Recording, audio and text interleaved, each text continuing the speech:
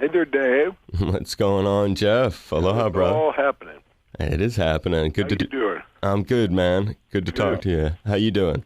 I'm doing well. That's awesome. We're really looking forward to you coming through the area, and thanks for taking some time for us here on All Things Considered. You ever listen to that show? What is that? Is that on NPR? Yeah. Yeah, sure. NPR afternoon show. Is that what you guys are? Is that what's happening right now? That's it, man. You're surrounded by it. Oh, cool. So this is a radio thing we're doing right now. It's all grooving together. We're live. Cool. Good. And yes, we're live and direct to the Aloha State. And you're going to do a special show. It's special for us, too, because on January 23rd, this event coming up at the Sheraton Maui on Saturday with crooner Brian Evans. This is an event that is a partial benefit for Mental Health Kokua. It's an organization that helps out the homeless and people in distress with mental illness in the state here. And we have a big homeless problem right now. A lot of people who are facing that adversity. And so this is a great show because it offers some entertainment for folks, but it also offers people a chance to give back when they come. And if you can, I mean, you're such a talented guy. I'm trying to figure out, we had William Shatner. He just did one of these. What is it going to be like if you can paint a picture?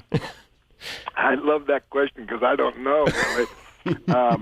I can give you kind of a rough idea. You know, I'll be teaming up with my dear friend and my musical director, Chris Polonis, musical director of the Abiders. That's our band that we've been touring around with, and this is going to be just the show of with the two of us, which is really exciting for me. I really enjoyed just playing with him, and give you a rough idea. We'll probably be doing some tunes from Crazy Heart and some tunes off the 3 albums I have out, and some new stuff that we'll just kind of explore on the day.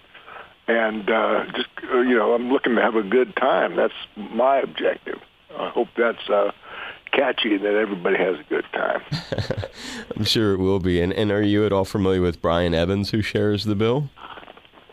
I'm not. Tell me a little bit about Brian. Isn't that crazy? And I get that job. He is a crooner. He's in the style of like Frank Sinatra, Tony Bennett sort of style. Ooh, and he's from Massachusetts, I believe, and did a song at Fenway. William Shatner was in that. It's an interesting video actually shot there in the legendary ballpark. And he's, for some reason, out here for several weeks and participating in these events that are happening. And like I said, to no surprise to you, you like giving back too. So that's sort of what he's up to. And what's his last name again, Brian? Evans. Brian Evans. So when you're done, if you want to, you can YouTube him, I guess, as we'd say. Yeah, that's what I want to do. In this modern world. And I was thinking about talking to you, which I was excited for personal reasons. I'll let you know in a moment. But two of the big areas of your creative contribution, the acting and music, when I think about you, bro, I think between your pop's acting career, your mom strongly encouraging music, piano at a young age, part of that, it seems like they had a huge role in shaping the guy that you are now.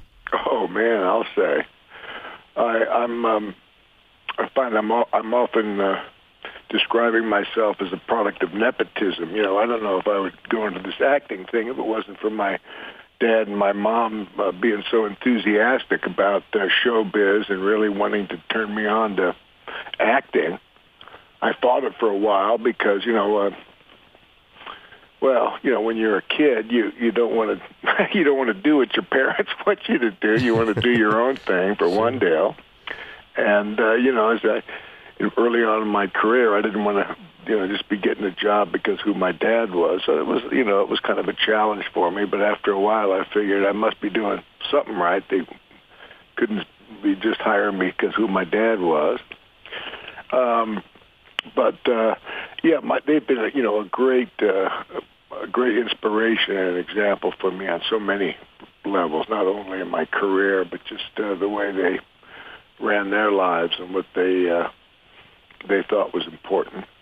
When you did the thing in the Coast Guard, what you just said about, because I can imagine running in the shadow. I guess you feel like, wow, I got to try to prove myself. Or also, there's a level of maybe you want to give back because you've had a really good life. I'm not sure where it comes from, but the Coast Guard thing, was that an area where you were trying to just prove yourself? No, I was in the Coast Guard Reserve for 7 years, and I had a good time in the Coast Guard. I mean, you know, it was just like life. You got ups and downs, you know, gutters and strikes and all that. But I kind of looked at it, you know, I'd go on, you know, active duty for a couple of weeks, and it was like sort of like making a movie. We were on a buoy tender off the coast of California and did a lot of buoy tending. Still a good experience, something that shapes you, and a step away from the other kinds of stuff that you're.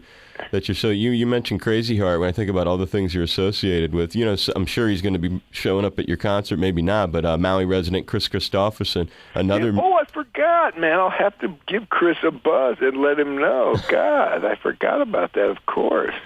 Nice. Well, I'm glad I'm good for something today with you. And he inspired your character too, right? Bad Blake from Crazy Heart. Oh, yeah. I'll say. I mean, whenever we see each other, you know, we did that movie Heaven's Gate together. And we shared a dear friend in Stephen Bruton, who was so instrumental in making Crazy Heart a good movie.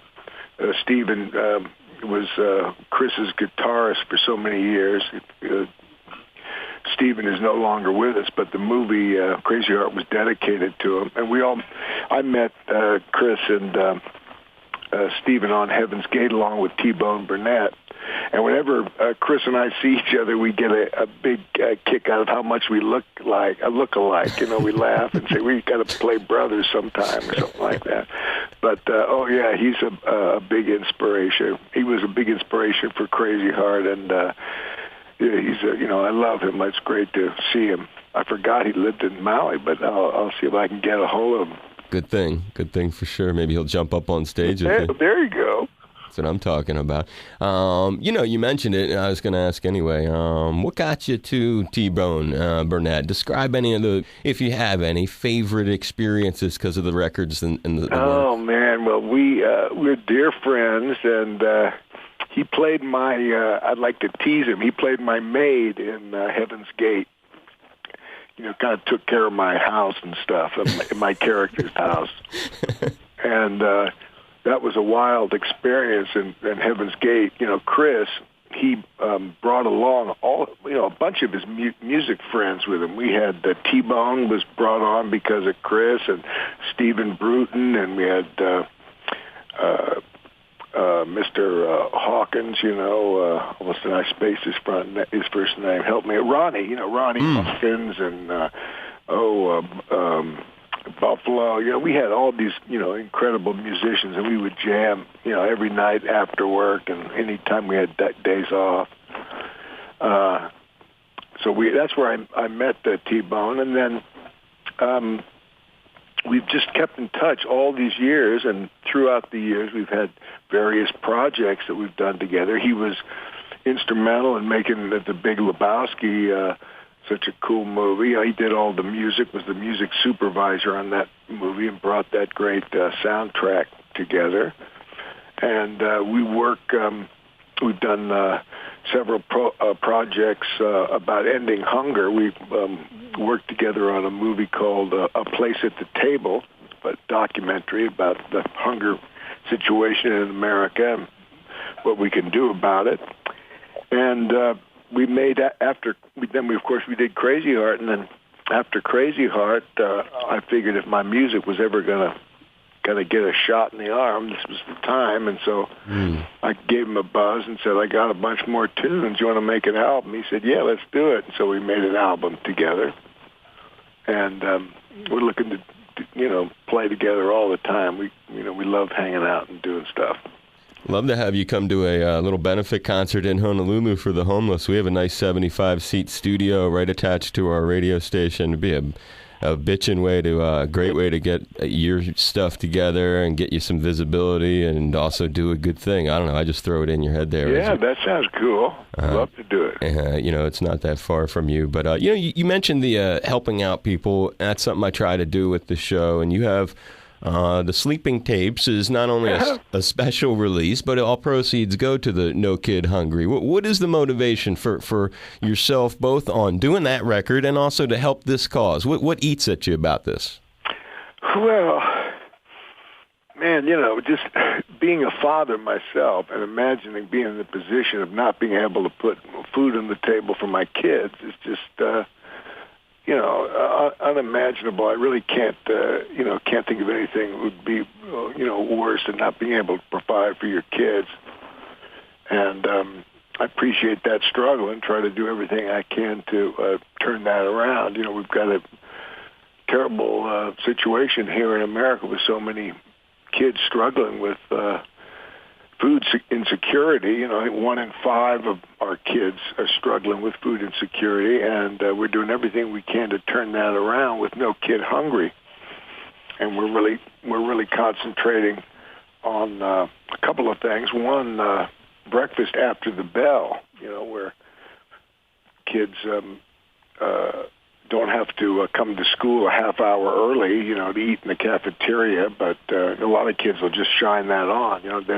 They can't. One thing, they can't get to school that half hour early, or they don't want to go through that. Having that stigma of being the poor kid, so they just shine it on and they show up to school on an empty stomach.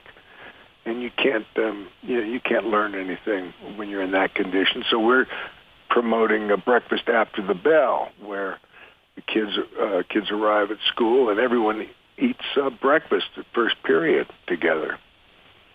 And then the other thing we're working on here in Santa Barbara, we've had great success with these summer meal programs. During the summer, it's a very tough time for kids who depend on getting their nutrition at school. And when school's out, so is their source of food. So summer can be really daunting. And what we've done here in Santa Barbara is we've kind of combined these summer meal programs with music, and we have concerts with kid bands that rock out. Man, they're really quite amazing. So they're kind of turned into little mini festivals, and we've had great success with that. You're doing more than just hunger. It sounds like you're fostering better relationships just among kids too. It sounds like. Yeah, well, it all links up. It all connects. As I go to wrap it up with you, because I have limited time with you, and I had to save at least a minute or two to talk about, I have a huge personal connection to you. When I was just a little boy, King Kong was my very first movie I really connected to, and it has been such a big part of my life. I love that King Kong. Yeah. And I was just hoping, when I mention it, what comes to mind? Any great stories of maybe being at the Trade Center, or just anything about that? Oh, God. Well, yeah, there's a bunch of stories. As you mentioned King Kong, all kinds of things fire off in my head. And where to begin? Let's see. Well, I can tell you, I wrote a song during that time, and I pitched it to Dino De Laurentiis. And he just kind of looked at me with a blank expression on my face. But the essence of the song, and maybe I can send it out to you or something. I think you'd get a kick out of it. I'd love that. It's the essence of the idea. I pitched to him. I said, so Dino, when the monkey falls off the trade towers and crashes on the ground, we have an announcer kind of talking like the Hindenburg thing. Oh, the humanity, as he's falling. And he hits the ground, and he bursts into flames, and we see that he is, in fact, a machine. Mm. And then that will set up for the next Kong. You could have your sequel where the Charles Grodin character buys the carcass and starts to take it around, and then you find out that it's, some aliens created the thing or something. I don't know. But this song was quite amazing, and I recorded it with my buddy Burgess Meredith at the time, who played the newscaster, saying, "Oh my God, the ape is burning."